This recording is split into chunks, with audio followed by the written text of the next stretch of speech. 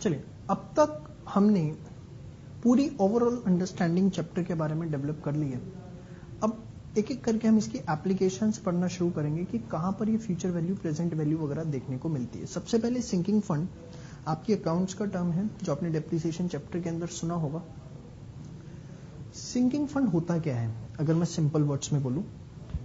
देखिए, आज हम एक असेट परचेज करके लाए बिजनेस में। हमने मशीनरी परचेज करी 10 लाख रुपए की और वो उसकी यूजफुल लाइफ है 10 साल। आप आज मैंने 10 लाख की मशीन खरीदी, वो 10 साल तक चलेगी। 10 साल बाद मुझे उस मशीन को क्या करना पड़ेगा? रिप्लेस करना पड़ेगा। अब 10 साल बाद जब उस मशीन को रिप्लेस करना पड़ेगा तो उस समय मुझे 10 लाख रुपए की जरूरत होगी, या हो सकता है वो मशीन और महंगी हो जाए या सस्ती हो जाए, एज द केस में भी। बट सपोज 10 लाख रुपए ही मुझे 10 साल बाद चाहिए उस मशीन को रिप्लेस करने के लिए। अब 10 साल बाद अगर ऑल ऑफ सडन मैं 10 लाख रुपए अपने बिजनेस में से निकाल कर मशीन में इन्वेस्ट करूंगा तो होगा क्या? मेरी जो बिजनेस के रेगुलर फंक्शनिंग है, जो मेरी बिजनेस की वर्किंग कैपिटल है, वो बहुत ज्यादा अफेक्ट हो जाएगी। तो इसके लिए सबसे बढ़िया तरीका होता है कि आज ही, आपको पता है ये मशीन 10 साल चलनी है, 10 साल बाद रिप्लेस करनी ही पड़ेगी, तो आज से ही आप हर साल प्रॉफिट में से कुछ अमाउंट सेट असाइड करना शुरू कर देते हैं, उसे सेपरेट रखना शुरू कर देते हैं, उसे कहीं इन्वेस्ट करना शुरू कर देते हैं, ताकि 10 साल बाद आपके पास एक सफिशिएंट अमाउंट 10 लाख रुपए का हो और आप कंफर्टेबली उस मशीन को रिप्लेस कर पाएं, किसी तरह की कोई प्रॉब्लम आपको उस समय फेस ना करनी पड़े। ठीक है जी, ये होता है सिंकिंग फंड का कॉन्सेप्ट। या सेकंड, हम सिंकिंग फंड का यूज करते हैं for the repayment of liability. पहला भी मैंने आपको बताया फॉर परचेजिंग द असेट का example. Second, repayment of liability, जैसे सपोज मुझे आज से 5 साल बाद 6 लाख रुपए वापस करने हैं। अब अचानक 5 साल बाद 6 लाख रुपए वापस करने का मतलब है मैं कहीं ना कहीं अपने बिजनेस की वर्किंग कैपिटल को अफेक्ट कर दूंगा। तो बेस्ट वे आउट क्या है कि मैं आज से ही कुछ ना कुछ पैसा सेट असाइड करना शुरू कर देता हूं, हर साल के प्रॉफिट में से कुछ पैसा निकाल के सेट असाइड कर देता हूं, ताकि 6 साल बाद मेरे पास sufficient amount of money available हो और मैं उससे वो 6 लाख रुपए रीपे कर पाऊं। तो सिंकिंग फंड है क्या?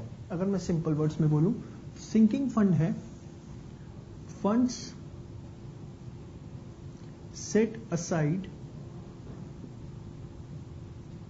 with the purpose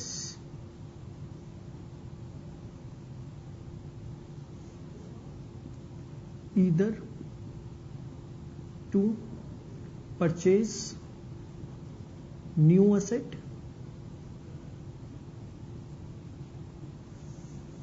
or to repay liabilities।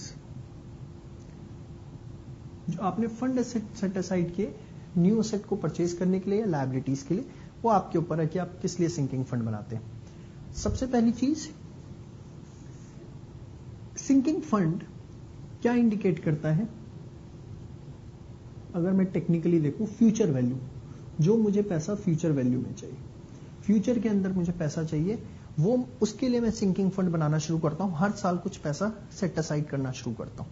तो सिंकिंग फंड निकलता कैसे? ध्यान से देखिए, वो आपको जो भी बोले, जैसे उन्होंने बोला इतना अमाउंट ऑफ सिंकिंग फंड चाहिए, जितना भी आपको सिंकिंग फंड चाहिए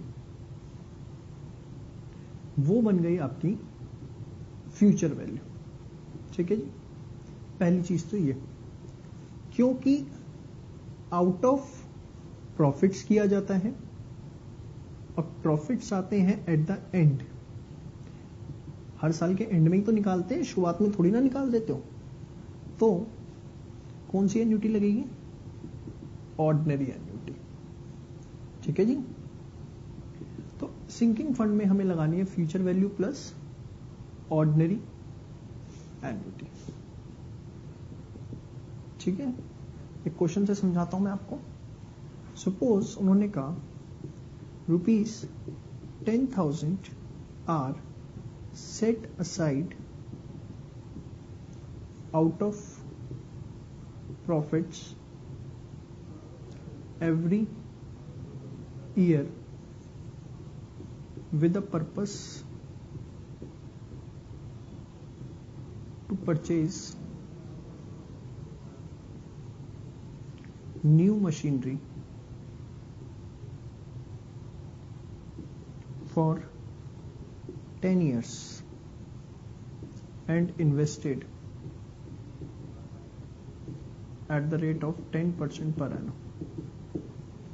ठीक है जी. Amount of sinking fund after 10 years कितना होगा? सिंकिंग फंड का अमाउंट 10 साल बाद कितना होगा? आइए, फॉर्मूला मैंने आपको बताया फ्यूचर वैल्यू का, आपको पता ही है 1 प्लस आई की पावर n माइनस 1 अपॉन में आई. हाँ जी, कितना पैसा आप सेट असाइड कर रहे हैं? 10,000 रुपए.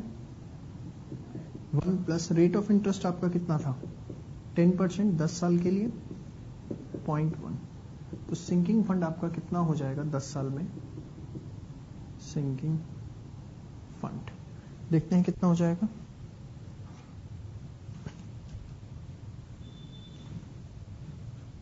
(1.1) into square cube -1 divide by 0.1 into 10,000.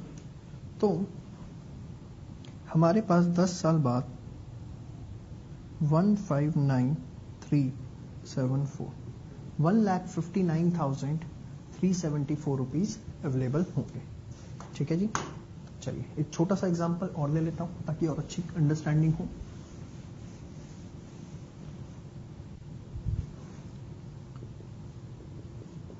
How much amount should be set aside every year so that rupees 5 lakh are available to repay loan at the end of 8 years. Amount invested at the rate of 4% per annum. कह रहे कितना amount set aside करना चाहिए हर साल? मतलब आपसे क्या जानना चाह रहा है वो? एन्युटी. 5 लाख रुपए चाहिए to repay loan at the end of 8 years. मतलब 5 लाख रुपए is like a future value. आर मुझे निकालना है. रेट ऑफ इंटरेस्ट मेरा क्या हो गया? 4%. 8/1 अपॉन में 0.04. चलिए तो 1.04 इंटू -1 डिवाइड बाय 0.04 9.214. तो ये आ गया आपका 54,265. इतना अमाउंट आपको हर साल क्या करना चाहिए? सेट असाइड करना चाहिए. ठीक है जी. तो ये थी आपकी first application that is based on sinking fund.